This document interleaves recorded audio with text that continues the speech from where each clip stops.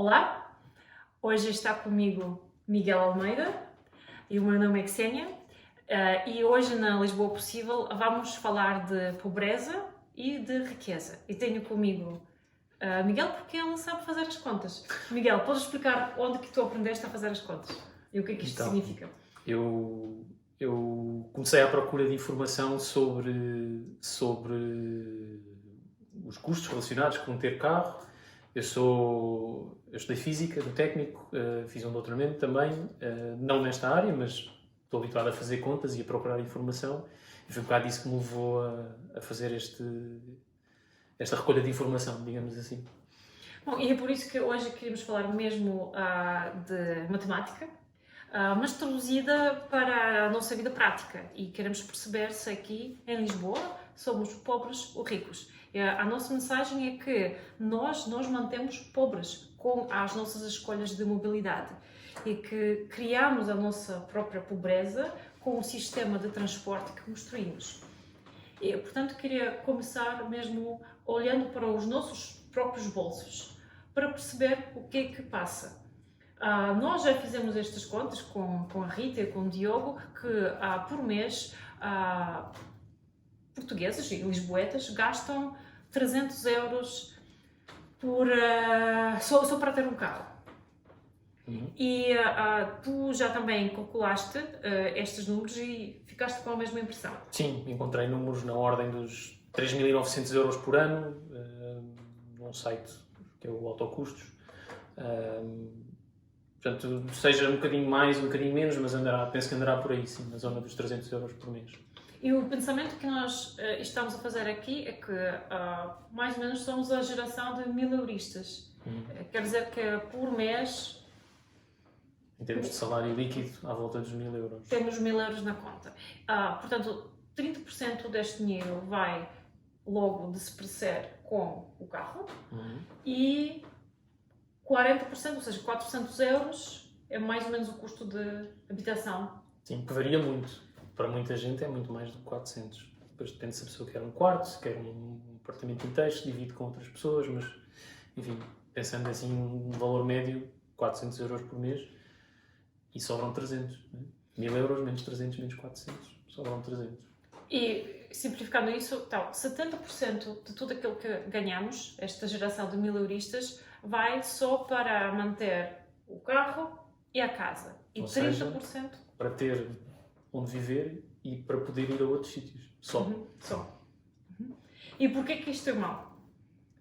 É mau porque não permite às pessoas que se conseguissem ter essas necessidades básicas, a habitação e a mobilidade, gastando menos, sobra mais dinheiro para, eventualmente, por exemplo, conseguir construir poupanças e serem capazes, por exemplo, de ter o suficiente para dar uma entrada para uma casa, que será, para muita gente, será o primeiro e o maior grande investimento que fazem na vida, será o comprarem a própria casa, e que depois permite que a pessoa, em vez de estar só a gastar dinheiro numa renda, comece a investir num bem que é dela própria, a dada altura termina de pagar o empréstimo e já não tem que o pagar, pode deixar de herança aos filhos, etc. Portanto, é um passo na construção de riqueza importante e que, quanto mais a pessoa tem que gastar pela mobilidade, mais difícil é ter essas poupanças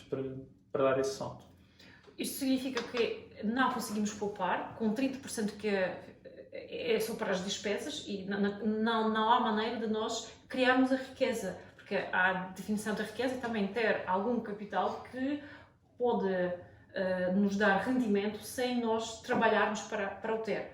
E isto quer dizer que nós, com as escolhas que fizemos como sociedade, estamos a sobreviver e temos só o dinheiro necessário para este mês e depois não conseguimos ter algum dinheiro de lado para criarmos a riqueza. E por isso que nós estamos hoje a tentar perceber se verdadeiramente somos pobres e o que é que deveríamos nós perceber por este termo. E tu citaste um dado muito interessante, que para considerarmos bem na vida, o nosso nível gastos para a casa e transporte deveria ser não superior a 45%. Podes explicar um bocadinho este conceito? Sim, isto é um número que vem de uma organização sem fins lucrativos chamada Center for Neighborhood Technology, traduzindo será o Centro para Tecnologias de Bairro, talvez, ou Tecnologia de Bairro. Bom nome. E eles definem como sendo comportável uma taxa de esforço de 45%, ou seja, que dos rendimentos líquidos que um agregado tem, não mais de 45% seja para a combinação de casa e mobilidade. Em vários sítios já vi mencionado que, por exemplo, nos programas de renda acessível, penso que se aponta para uma taxa de esforço de 30%, aqui em Lisboa. Eu acho que faz algum sentido considerar as duas coisas juntas, porque a pessoa pode decidir, por exemplo, morar no centro de Lisboa, que é mais caro, mas prescindir de ter carro e não tem essa despesa dos 300 euros por mês, ou pode pagar uma renda mais barata ou uma prestação de empréstimo mais barata vivendo mais fora de Lisboa, mas onde em princípio será mais necessário ter um carro. E, portanto, faz sentido considerar as duas coisas juntas, porque normalmente para se prescindir mais do carro tem que se viver com uma zona mais cara. Acho que é aqui que as pessoas têm dificuldade em pensar como economos e pensam na relação em pensar. Porque se tu, por exemplo, no meu exemplo, eu moro no centro e a minha única despesa na realidade é a casa. Depois eu não tenho carro, não tenho nenhuma despesa relacionada com obrigação de ter carro. Portanto, estes 30% na realidade não saem do meu bolso. Aqueles 300 euros não saem, ficam. Portanto, eu até posso pensar na minha renda, não como renda, mas renda mais carro. Certo. E se as pessoas, agora vocês próprios, calculassem o quanto que vos custa a renda, mas incluído o carro, porque o carro é uma maneira de ter acesso ao resto da vida, então a renda se calhar é muito mais alta morando num bairro fora de Lisboa do que aqui no centro. Sim. Tu como que fizeste estas contas? Tu que sabes fazê-las? Mas estás a perguntar-me do meu exemplo pessoal? Sim. Eu sou dono da minha própria casa, tive facilidade tive a minha família emprestou-me dinheiro para eu comprar, portanto é uma situação mais favorável, mas na altura de procurar casa, não era garantido que ia ser ao pé de uma estação de metro. Portanto, eu desde que sou adulto sempre me desloquei muito de transportes públicos, cresci perto de uma estação de metro.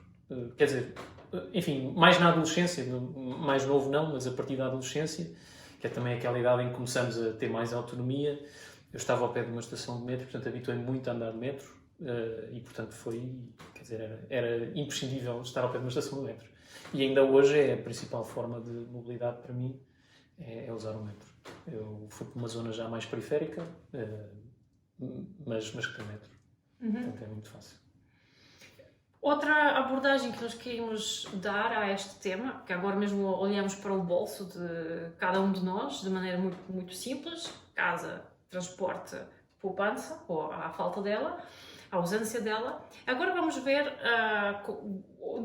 vamos aplicar um olhar de economista e pensar, nós, humanos, lisboetas, quanto tempo que vamos trabalhar, quanto tempo vamos ganhar pelo nosso trabalho. Sim. Eu, nesta procura de informação, encontrei um artigo com dados da Alemanha chamado The Lifetime Cost of Driving a Car, que traduzindo será o custo vitalício de guiar um carro. Nesse artigo eles consideram 50 anos não como o tempo de trabalho, mas o tempo de rendimento. Portanto, será o tempo de trabalhar mais o tempo de uma reforma, até a pessoa falecer e deixar de ter reforma. Ou seja, nós somos úteis para o Estado, para Portugal, digamos assim, aqui em Lisboa, durante 50 anos.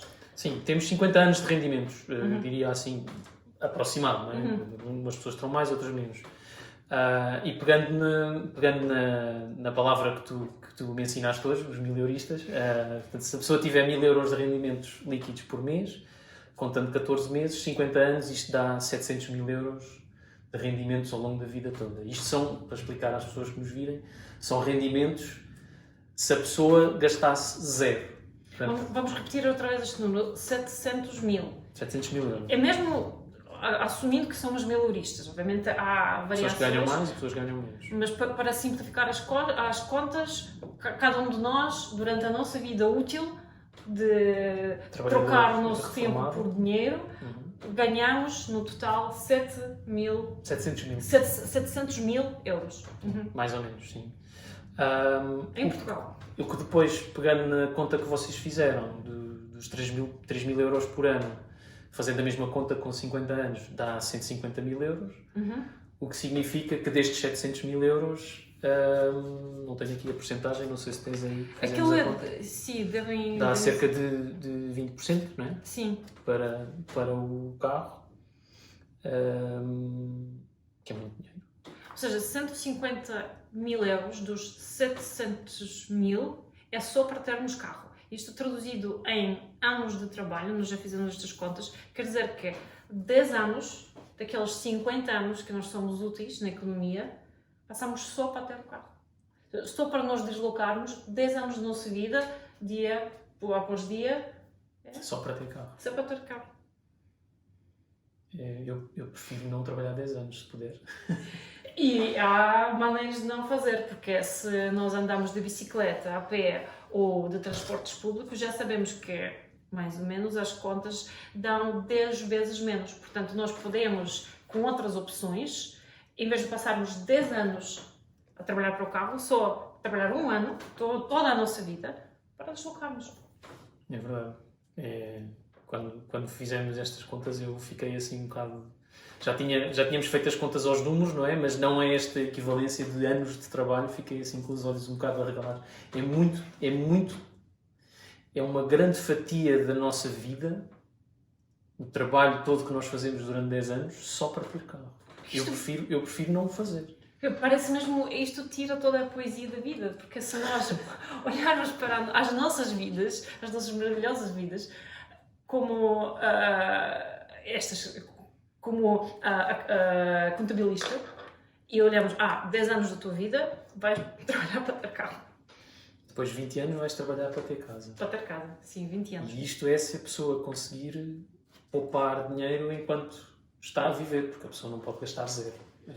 Não se pode decidir, eu agora, durante 10 anos, não gasto dinheiro nenhum e vou comprar um carro. Agora, durante 20 anos, não gasto dinheiro nenhum e vou comprar uma casa. E depois vou comprar a minha comida toda da minha vida e comprar a roupa toda, não pode ser, né? Nesses primeiros anos precisamos de comida, precisamos de roupa e portanto... E atrasa-se mais. Atrasa-se ainda mais à altura em que a pessoa consegue, de facto, ter essa segurança de ter a casa e a mobilidade assegurados. Acaba por serem estes 50 anos que nós só queremos assegurar a casa e o meio de transporte. Portanto, passamos a nossa vida útil a trabalhar para termos estas duas constantes na nossa vida. Isto, sim. E nós eu acho que estamos a pôr um valor até às vezes um bocado simpático no valor da casa, não é? 400 euros para uma casa, para muita gente. E depois ainda temos que contar que é triste quanta gente não ganha 1000 euros. Não sei que fatia será, mas seguramente grandes fatias da população não ganham 1000 euros e, portanto, para essas pessoas isto é ainda mais difícil. Eu gostava de deixar uma clarificação que é, aqui eu não, pelo menos, aqui agora estou a dar a minha opinião pessoal, né? Eu não sou contra as pessoas que optam por ter carro. O que me entristece é nós montarmos um sistema de mobilidade que em muitas zonas, especialmente na área metropolitana de Lisboa e fora do município de Lisboa, sei lá, Odivelas, Louros, Oeiras, etc., em que as pessoas mais ou menos são obrigadas a ter carro. Não têm uma alternativa real. E, portanto, nessas zonas, nós mais ou menos estamos a dizer às pessoas, olha, se queres viver aqui, trata de pagar 300 euros por mês só para poderes ir a outros sítios. Porque não há opções reais. Na maior parte destes sítios não há opções práticas de transporte para para o cotidiano, né? Para a pessoa ir ao supermercado, para a pessoa ir visitar amigos, seja o que for, para ir trabalhar também, que é uma das mais importantes. Quer dizer que nós obrigamos as pessoas na área metropolitana de Lisboa a passar 10 anos a trabalhar para o carro. Não é necessariamente uma opção que a pessoa escolha, ou seja, tu nasces e o sistema te diz, agora vais passar uma década a trabalhar para o teu carro. E como ainda por cima, estas zonas de Lisboa são também zonas, acho eu, de nível social tipicamente mais baixo que no município de Lisboa. Portanto, as pessoas que moram no município de Lisboa já são pessoas normalmente com uma capacidade económica maior e ainda têm a vantagem, como eu faço, por exemplo, de pagar 30 euros pela minha mobilidade. Nem sequer pago 40, que para o passe da AML inteira pago só 30. Enquanto uma pessoa que não tem capacidade para viver no centro de Lisboa é forçada a viver mais na periferia e ainda tem que pagar 300, que é 10 vezes mais que o que eu pago, só para ter mobilidade. E emprego, porque a mobilidade, porque claro. a pessoa porque tem emprego... E precisa do carro para chegar ao emprego. E, portanto, isto reforça a desigualdade que já existe, neste caso a desigualdade geográfica entre o município de Lisboa e a periferia. Este é um mecanismo que reforça, na minha opinião, reforça essa desigualdade. E perpetua a pobreza, porque nós começamos a dizer que não temos capacidade de ter poupança, porque com 30% do rendimento que nos fica para as despesas não dá para ter uma poupança considerável e nós continuamos neste círculo vicioso de sobrevivência, em vez de pensar como que nós conseguimos sair deste jogo e começar outro. E aqui queria passar para um tema ainda mais à escala do Estado. Agora vimos o que nós gastamos, cada um, escolhendo o carro ou obrigados a escolher o carro. Agora, as pessoas que decidem não ter o carro e constroem a vida delas para não ter o carro, mesmo assim pagam todos os custos de outros terem um carro e nós mantermos o sistema já construído à volta do carro, porque a verdade é que Lisboa é car first, é car-centric. O carro está no centro do universo. Temos que ser honestos. Na área metropolitana de Lisboa, a única solução de mobilidade que permite ir de qualquer ponto A na área metropolitana de Lisboa para qualquer outro ponto B é o carro. O transporte público não chega a todo lado. A bicicleta tem um alcance, né? Mesmo a elétrica tem um alcance, não vamos fazer... Não tens infraestrutura, às vezes até queres, para além de ser perigoso, né? Para além de ser perigoso, muitas vezes não há ciclovias e, portanto, na estrada é perigoso. É o meu caso. Eu ando menos em Lisboa de bicicleta do que andaria, em muitos casos, porque não me sinto seguro. E, portanto, só ando onde há ciclovias. Esta segurança, dizes segurança física, de não Sim, ter o espaço... não quero ser atropelado. E já tive situações em que teve perto de acontecer e é bastante desagradável. E sabes, este caso, se calhar a segurança é a palavra-chave quando nós falamos de bicicletas, de mobilidade suave, porque a razão porque muitas pessoas, especialmente muitas mulheres, das entrevistas que nós fizemos aqui na Lisboa Possível, optam por ter um carro porque dá uma sensação muitas vezes falsa de segurança. Segurança em duas vertentes. A primeira, a segurança física, que ninguém te vai violar, por exemplo, se vais numa zona menos central.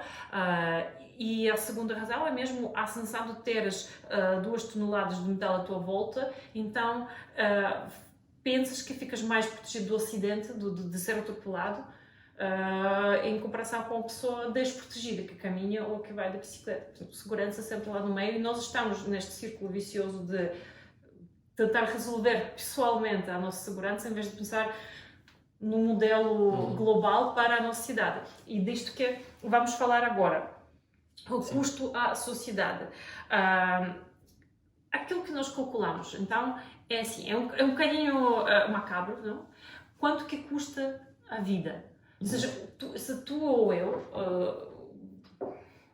obviamente não queremos isso, mas se nos acontecer um acidente, quanto que o Portugal e Lisboa vão perder em termos económicos da nossa ausência? Sim, eu tirei uns números de um documento este português, feito para a Autoridade Nacional de Segurança Rodoviária, pelo ISEG. O documento chama-se O Impacto Económico e Social da Sinistralidade Rodoviária em Portugal. E eles têm números, eu recomendo às pessoas que leiam pelo menos o sumário deste documento, é um sumário escrito em tom fácil de ler, depois depois mais à frente é mais técnico. Mas tem números muito interessantes e eu queria salientar dois. Um é o custo, que eles chamam a perda de produção por uma vítima mortal, ou seja, uma pessoa que morra na estrada, seja atropelada, seja inclusive, por exemplo, um condutor que tem um acidente que tira a vida ao próprio condutor, em média este custo é 760 mil euros só em perda de produção, ou seja, esta pessoa, se estivesse em idade ativa, ia ter, estava a trabalhar, estava a produzir para a economia, estava a fazer contribuições de IRS, Segurança Social, estava a consumir e, portanto, a gerar receitas de IVA, por exemplo. Em média, as contas neste relatório da ANSR é que uma vítima mortal na estrada custa 760 mil euros. E isto até, notaste, bate bem com a sociedade mileurista, porque nós dissemos que se nós trabalharmos 50 anos durante a nossa vida útil, ganhamos mais ou menos 700 mil euros. Portanto, é muito incómodo dizer isso, mas agora eu sei que se eu morrer, eu custo à economia 760 euros. A minha... 760 mil euros. 760 mil euros. Agora, se eu não morrer, e se for só entre aspas, entre muitas aspas, um ferido grave, esse custo é 530 mil euros. Também tirado deste meio milhão. Cerca de meio milhão de euros.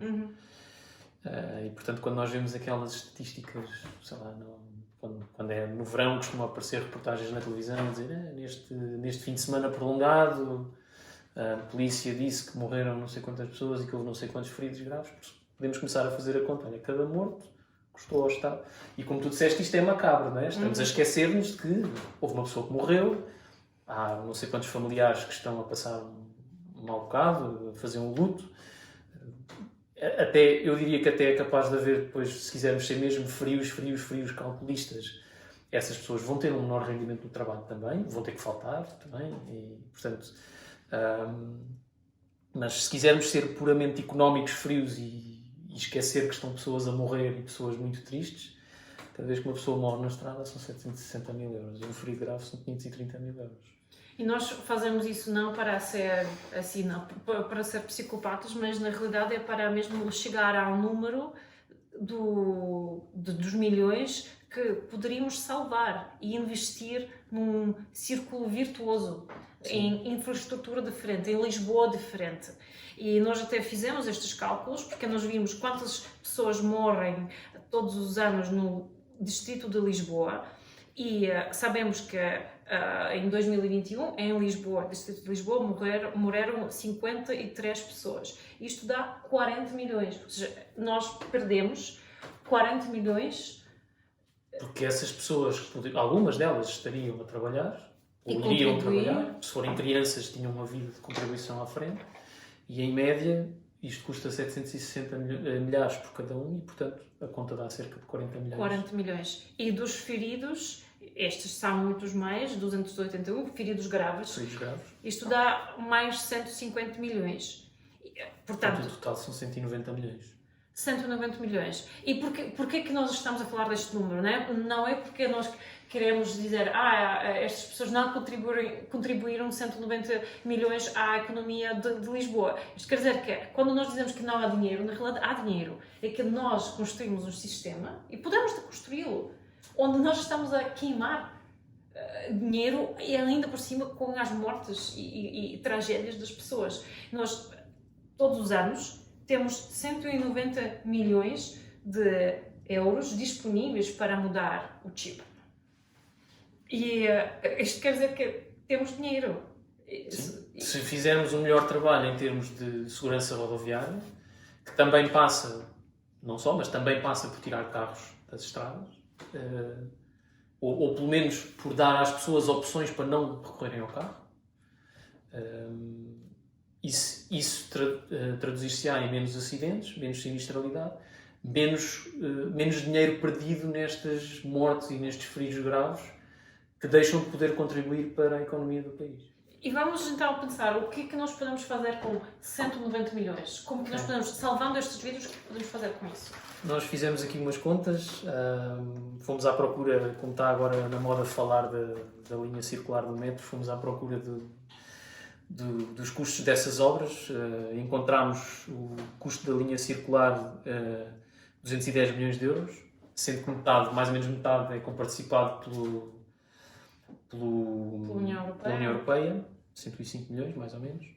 A expansão esta é uma obra que já começou. A expansão da linha vermelha até Alcântara, que está prevista, mas que ainda não começou,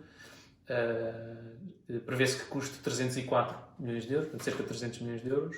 Também não sabemos, não encontramos esse valor de quanto é que vai ser comparticipado, mas imaginando que é também comparticipado mais ou menos metade, estamos a falar, portanto, de cerca de 150 milhões. E, portanto, qualquer uma destas obras, a linha circular, que já está em curso, ou a expansão da linha vermelha, qualquer uma delas é menos do que o dinheiro que, usando a expressão que estávamos a falar há bocado, que deitamos fogo a 190 milhões de euros por ano com as vidas que se perdem e as que ficam estragadas, no caso dos feridos graves,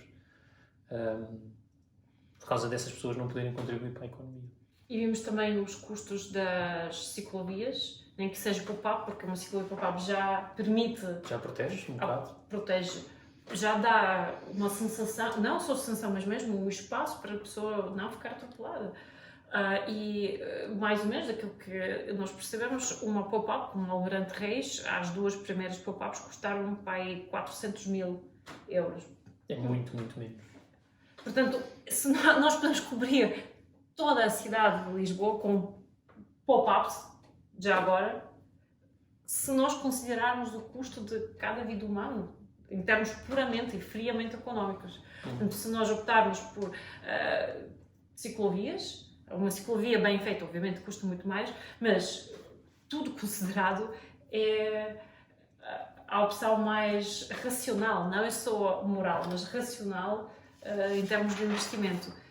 E estamos aqui a falar, estamos aqui a falar de ciclovias que têm aparecido mais em Lisboa, falámos de duas obras do metro que têm acontecido em Lisboa, mas eu até acho que eu diria se calhar ainda mais injusto, se considerarmos, lá está, as pessoas que moram na periferia de Lisboa e que têm menos opções de transporte, e quem diz, por exemplo, sei lá, estamos aqui a falar de expandir linhas do metro, mas podíamos falar dos metros de superfície que têm sido falados para zonas mais periféricas de Lisboa, ou Loures. Falámos de Loures, Odivelas, Oeiras, seja, esses municípios mais periféricos em relação ao município de Lisboa.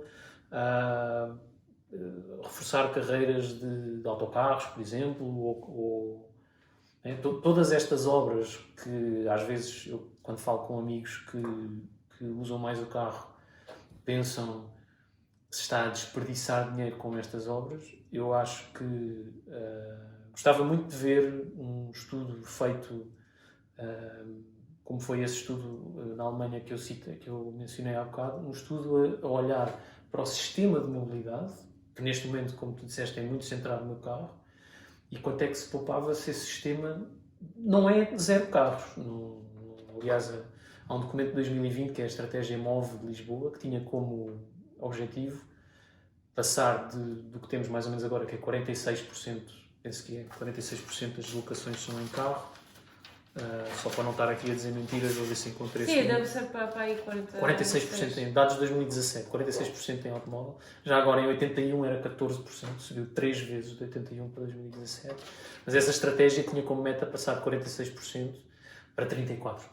Não se trata aqui, não se trata de proibir as pessoas de usar o carro, certamente, e não se trata de chegar a uma sociedade em que há zero carros. Não se trata disso. Trata-se de diminuir o número de carros. E especialmente no centro urbano, porque há até aquelas, sabes, tabelas, se tu queres caminhar até o café mais próximo, até uma loja local, o mais eficiente é andares a pé. Depois, com a distância que cresce, depois é mais eficiente ir de carro ou de bicicleta, depois de transporte público. E só para as distâncias mesmo superiores, se tu tens que ir de uma cidade para a outra e não há nenhuma maneira de o fazer, ali o carro pode ser mais eficiente. Mas dentro da cidade, especialmente a zona baixa, até Almirante Reis, tudo aquilo que a cidade densa, onde há tantas pessoas a conviver, ocupar aquele espaço preciosíssimo e que é finito, que não podemos inventar mais espaço.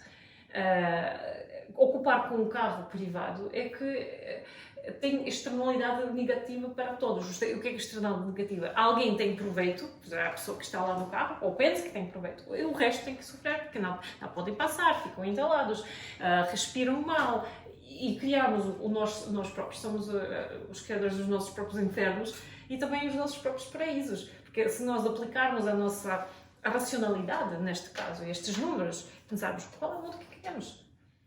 Como podemos usar estes argumentos frios, às vezes macabros, mas na realidade e por detrás humanísticos, porque aquilo que nós queremos é mudar. Sim. Nós não somos insensíveis às mortes e feridos graves na estrada, claro, mas pelo menos o meu objetivo quando eu quis, contigo e com a Rita que esteve a ajudar-nos a construir esta narrativa, é explicar que mesmo do ponto de vista económico é prejudicial dependermos tanto do carro. Esquecendo o ruído, a poluição, né, as doenças respiratórias que são causadas por isto, os danos, a contribuição para alterações climáticas, né? Não olhámos para nada disso. Fomos frios e pensámos, morrem pessoas por causa dos carros, quanto é que isso custa ao país? E é muito dinheiro, é mesmo muito dinheiro. E recapitulando mesmo, se nós continuarmos neste círculo vicioso, a fazer as coisas como são, isto o que é que quer dizer? Que nós gastamos por mês 30% do nosso orçamento no carro, mais 40% em casa e ficamos sem poupança.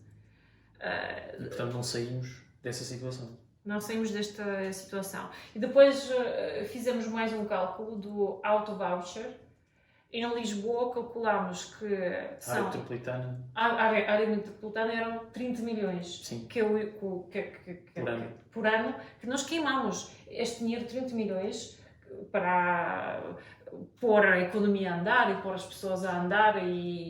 Mas são 30 milhões que não se transformam em infraestrutura, que não se transformam em estação de metro, numa ciclovia. São queimados.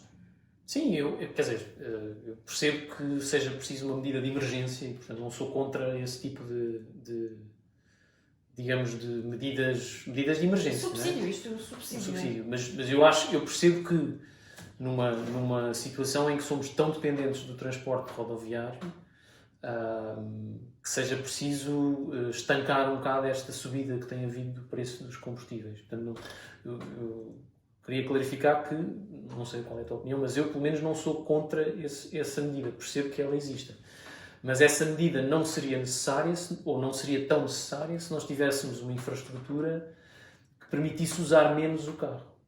Este dado é útil para perceber, isto que está a acontecer porque estamos a remendar um sistema que não nos ajuda a ser mais felizes como sociedade, a ser mais ricos. Porque estamos a falar de pobreza e riqueza. Nós continuamos a manter-nos pobres e nós queimamos este dinheiro, 30 milhões por ano, em área metropolitana de Lisboa, só para mantermos o status quo. É um remendo, em vez de dizer, olha, para lá, vamos repensar. E digo-te mais, agora estive a ver os números de receitas que estamos com a guerra na Ucrânia, que o Putin recebe 1 bilhão de euros por dia. E nós fizemos os cálculos... Da União Europeia, não? Da União Europeia. Só mesmo da União Europeia.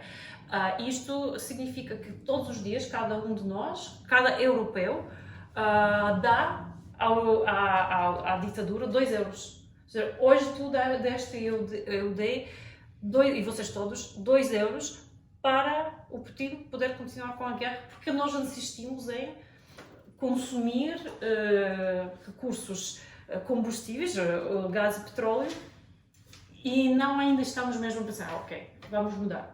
Mas esta mudança, então vamos pensar no futuro, porque é o futuro que deveria ser o presente, não? O Lisboa possível. Então, se nós quebrarmos este círculo vicioso e deixarmos de pagar 2 euros aos ditadores e queimar dinheiro, o que seria? Bom, seria um mundo onde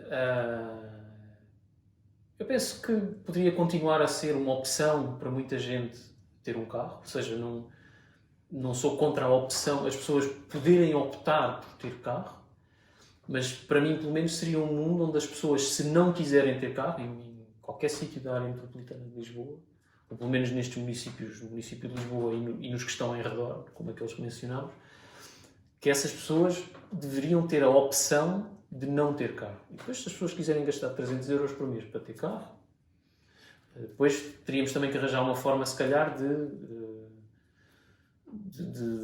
digamos, de limitar estes efeitos negativos da poluição, o ruído. Eventualmente, talvez falaremos disso noutro vídeo, se calhar. Mas não obrigar as pessoas a ter carro. Claro, também não sou apologista de proibir as pessoas de ter carro.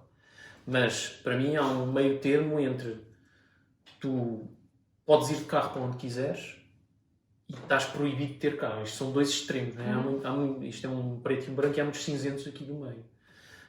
Eu penso que, por exemplo, faz todo o sentido, como tantas cidades europeias têm feito, limitar a entrada de carros no centro histórico da cidade. Limitar, não estou a falar de proibir, é arranjar uma forma. Tem havido, sei lá, por exemplo, ser permitido para visitar pessoas, mas não ser permitido atravessar a Baixa, para ir, por exemplo, descer ao Almirante Reis e ir para a Marginal, não ser permitido atravessar a Baixa, porque uma fatia considerável do trânsito é atravessamento, por exemplo. Seria também, como falámos dos custos dos acidentes na estrada, naturalmente um investimento em infraestruturas mais seguras, mas inclusive investimentos tão simples como passadeiras mais seguras, que são obras, quer dizer, é muito mais barato do que metro, por exemplo, e se evitarem alguns atropelamentos por ano, acredito que se pagam elas próprias muito rapidamente. Ou seja, nós estamos a falar de criar riqueza, e criar riqueza no sentido verdadeiro de riqueza. Riqueza de não perder as vidas humanas e não queimar dinheiro que nos pode servir para criar mais riqueza. Aquilo que queremos passar com a mensagem para sair desta pobreza que nós criamos para nós próprios e poupar 30% cada mês no nosso bolso e poupar aqueles 190 milhões que a área metropolitana de Lisboa gasta, perde por perder as vidas, e mais aqueles 30 milhões que a área metropolitana de Lisboa gasta para manter os preços de combustíveis, para remendar. Podemos sair deste círculo e dizer não, queremos ser ricos. E a riqueza passa por ter esta riqueza social em forma de infraestrutura. Pôr este dinheiro na infraestrutura, como tu disseste. Todos os transportes públicos e ciclovias, que são até as mais baratas, mais económicas. Para deslocações curtas são suficientes. E são suficientes e eficientes. Ou seja, porque depois as pessoas vão pensar, ok, eu sou rico porque sou eficiente, não preciso de gastar tanto para ser eficiente. Sim, vendo de outra maneira, é pensar um bocado como é que, garantindo o mesmo direito, se quisermos, ou mesmo a possibilidade de mobilidade, que é importante, garantindo essa mobilidade, das pessoas poderem ir para o seu emprego, dos seus filhos poderem ir para a escola em segurança, até inclusive se tivermos uma boa rede de transportes, como agora até está a ser discutido no Parlamento, transportes escolares, isso também liberta tempo aos pais, também é positivo. E por economia, porque as pessoas ou podem investir este tempo no trabalho ou no próprio bem-estar, que depois sempre se traduz em melhor trabalho e melhor qualidade de vida. Portanto, eu acho que se trata de pensar, mantendo a mobilidade da sociedade, e neste caso estamos a focar-nos na área metropolitana de Lisboa, qual seria uma forma de o fazer que seja mais barata para nós como um todo e também mais justa, que desapareça esta característica de aqueles que são mais ricos e que têm o privilégio, como nós temos, de morar no município de Lisboa, já têm este estatuto económico maior e depois podem gastar muito menos em transporte, o que reforça a desigualdade. Sair dessa e ter todas as pessoas a serem capazes de gastar, tal como temos, por exemplo, um sistema público de educação que tenta fazer com que as pessoas gastem o mesmo na sua educação, independentemente de quem são, o mesmo no Serviço Nacional de Saúde. Estamos, no fundo, aqui a falar de uma coisa semelhante para a mobilidade. No fundo é isso. Sim, resolver esta desigualdade e criar riqueza em vez de pobreza em forma de infraestrutura e dinheiro bem emprego. E nem estamos aqui a pensar nos outros benefícios, como por exemplo, escreveste aí o contribuir para a paz, ou seja, contribuir para não financiar tanto o regime que está a invadir a Ucrânia, e depois todos os outros benefícios, né, de menos poluição e, portanto, menos doenças respiratórias. Isto também se traduz em ganhos económicos. E em riqueza. Eu prefiro ser saudável, né? Penso que toda a gente prefere. Mas além disso, eu se ficar doente com uma doença respiratória, vou colocar um peso no Serviço Nacional de Saúde, posso ter que faltar ao trabalho e, portanto, em vez de estar a contribuir para a economia, estou a drenar a economia por causa da baixa médica. Tudo isto, nós nem entramos nessas contas, não fizemos essas contas, mas além dos benefícios que citámos aqui, haveria outros que não calculámos, seriam provavelmente superiores, o total seria superior àquilo que nós estivemos aqui a falar. Bom, são estas as contas de pobreza e de possível riqueza dos lisboetas. Obrigada, Miguel. Obrigado, Ksenia. Foi um prazer. Pela tua pesquisa e Lisboa Possível.